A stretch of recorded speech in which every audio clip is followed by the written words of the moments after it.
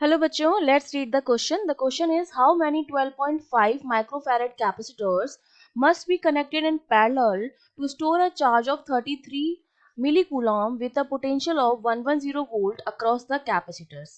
तो हमें बताना है कि कितने कैपेसिटर्स लगेंगे इतना चार्ज स्टोर करने के लिए और हमें पोटेंशियल भी गिवन है।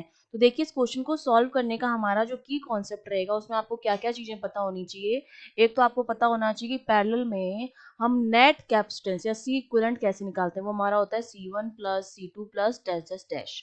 दूसरी चीज हमें पता होनी चाहिए कि पैरेलल में हमारा जो पोटेंशियल होता है वो क्या रहता है, सेम रहता है। तीसरी चीज जो हमें पता होनी चाहिए कि किसी भी कैपेसिटर में जो स्टोर चार्ज होता है Q that is equals to C V. तो यहाँ पर मैं सी इक्विवेलेंट निकाल दूंगी, वी इक्विवेलेंट मुझे पता है सबके अक्रॉस सेम ही रहेगा जो हमें गिवन है क्वेश्चन में, क्यू भी हमें गिवन है, तो नंबर ऑफ कैपेसिटर्स हमें मिल जाएंगे। तो देखिए क्वेश्चन में ये कह रखा है कि जैसे हमारे पास जो है बहुत सारे कैपेसिटर्स हैं इस तरह से और उनको हमने पैरेलल में जोड़ रखा है, मतलब कुछ इस तरह से जोड़ रखा है और यहाँ पर इनके अक्रॉस क्या है, एक बैटरी कनेक्टेड है जिसका पोटेंशियल जो है वो हमें गिवन है और सबके अक्रॉस पोटेंशियल जो होगा वो यही आएगा क्योंकि पैरेलल में है। अब हम जानते हैं कि जो सी इक्विवेलेंट आएगा इसके लिए वो किसके बराबर आएगा, अगर ये C1 प्लस C2 प्लस जैसे एन तक है तो सी इक्विवेलेंट जो मेरा आ जाएगा, हमने मान लिया वो एन सी के बराबर आ जाएगा, सबका सम कर देंगे एन नंबर तक है तो एन सी के बराबर आ जाएगा। अब हमें क्या करना है, सिंपली Q इक्वल्स टू क्या होता है, CV होता है, तो Q इक्वल्स टू हमने लिख दिया CV। Q की वैल्यू हमको गिवन है 33 milli coulomb to 10 power -3 which is equals to C equivalent हमारा कितना है, एन सी के बराबर है, इनटू वी की वैल्यू है 110।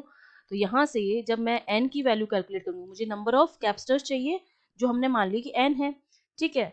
तो और सी की वैल्यू हमको गिवन है तो सी की वैल्यू हम रख देंगे 33 into 10 power -3 which is equal to N into 12.5 into 10 power -6, इतना फेरेड है सी की वैल्यू, इंटू 110। ठीक है, ये हमारा हो गया।